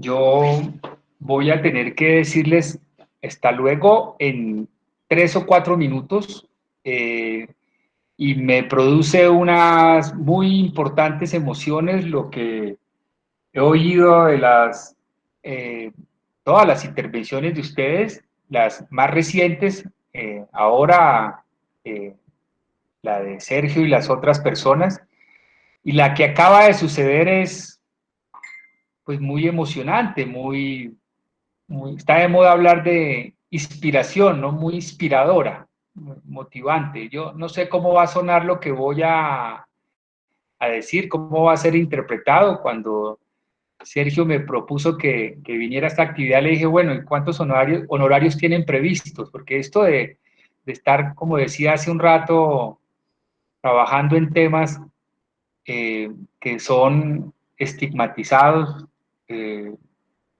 les cuento, por ejemplo, que algunos de los grandes personajes de la educación en Colombia, que también tienen negocios de la educación, por esa estigmatización que nos han hecho de que yo promuevo que la gente se vaya de los colegios, y algunos también están diciendo ahora que promuevo que se vayan de las universidades, entonces me tienen vetado, ¿no? Voy a decir nombres propios, Julián de Subiría, Francisco Cajiao, me tienen vetado, y en algunos proyectos que han intentado invitarme, proyectos remunerados, entonces que no, que Rui Fabián dice cosas que no son pertinentes, ¿no? Entonces cuando Sergio me contactó para esto, dijo, bueno, ¿tienen previsto honorarios? Dijo, no, es para que avancemos en una conversación. Le dije, claro, gracias. Y además Sergio ha sido un generoso seguidor del trabajo, y ha contribuido, venimos haciendo. Y menciono esto porque después de las intervenciones de ustedes y una intervención como la de Carol, pues eso es de mucha satisfacción, de mucha, para eso son este tipo de conversaciones. Este tipo de conversaciones para que nos toquemos realmente, para que realmente nos toquemos a fondo, ¿sí? Y en el minuto y medio que me queda acá, yo voy a plantearles algo con la preocupación que va a sonar muy esotérico, pero está directamente relacionado con todo lo que hemos conversado en este corto rato, y que gracias a Carol pues queda más en evidencia. O sea, y es que si no trabajamos en procesos de autoconocimiento y sanación, y tiene que ver con lo que me preguntaban de usted cómo lo ha hecho, pues a mí me ha tocado más fácil, voy a decirlo rápidamente. ¿Por qué? Porque yo soy hijo de un hombre autodidacta. Yo soy hijo de un hombre y una mujer rebeldes. Un hombre autodidacta que por fuerza de la situación familiar le tocó volverse empresario, y que desde niño yo lo veía que tenía en su nómina a ingenieros, a economistas, a abogados y a otros profesionales, y muchas veces les decía qué hacer, y él era autodidacta. Yo desde niño oía la siguiente conversación entre mi papá y mamá. Mi papá decía, la universidad más importante es la universidad de la vida. Entonces mi mamá le decía, usted lo que quiere es que los muchachos se queden analfabetas. Y entonces mi papá le decía, mi hija, tranquila, dígame a quién giro el cheque, yo le puedo pagar cualquier institución a los muchachos. La universidad más importante, la universidad más importante es la universidad de la vida. Yo bajaba al primer piso, mi papá temprano por la mañana ya estaba leyendo, y me decía, le preguntaba, papá, ¿a quién lee? Entonces mi papá me decía, a los que piensan diferente, porque los que piensan igual yo ya más o menos sé qué dicen, pero en cambio si uno lee a los que piensan diferente, aprende mucho de ellos, ¿sí? Y soy hijo de una mamá muy autoritaria, santanderiana, pero una mamá que está dispuesta a dar la vida por sus 3 hijos. ¿Oíste, Carol? Así como hablas tú de tu hija. Está dispuesta a dar la vida por sus 3 hijos. Y una mujer que tuvo una crianza mi papá tuvo una crianza más amorosa, mi abuela era una mujer muy autoritaria, campesina, que le tocó huir del campo santanderiano por el maltrato. Mi mamá, no sé a los cuántos meses, creo que yo empecé a gatear y hice alguna cosa que mi mamá estaba alterada, me dio una palmada y mi abuela sacó una trompada y le pegó a mi mamá. Entonces tuvieron que acelerar la ida, porque mi papá estaba esperando que le hicieran un arreglo a la casa donde nos íbamos a mudar, y le pegó una trompada a mi mamá. Lo que le estoy diciendo es un secreto que hay que compartir. O sea, si queremos transformar los procesos de aprendizaje y educación, tenemos que profundizar en nuestros procesos de autoconocimiento y sanación. De autoconocimiento y sanación. Eso de por qué nos afecta tanto el qué dirán, de por qué nuestra familia nos presiona, eso es una necesidad apremiante de trabajar dentro de nosotras y nosotros mismos, y quizás esa va a ser otra conversación que tiene directa relación con los modelos de autoorganización del aprendizaje y educación autodirigida. Muchas gracias y hasta una muy pronta oportunidad. Gracias a todas, a todos, gracias Sergio, y nos hablamos muy pronto. Muchas gracias porque ya me están aquí esperando en otra reunión. Muchas gracias. Muy amable. Mil gracias. Sí, que seguimos en contacto. Gracias por estar con nosotros. Gracias a ustedes por toda esta oportunidad de aprendizaje. Gracias, muy amables. Gracias. Y bueno, muchísimas gracias a todos y a todas por estar acá. Que tengan buen resto de día, buen resto de semana. Nos veremos en los espacios institucionales.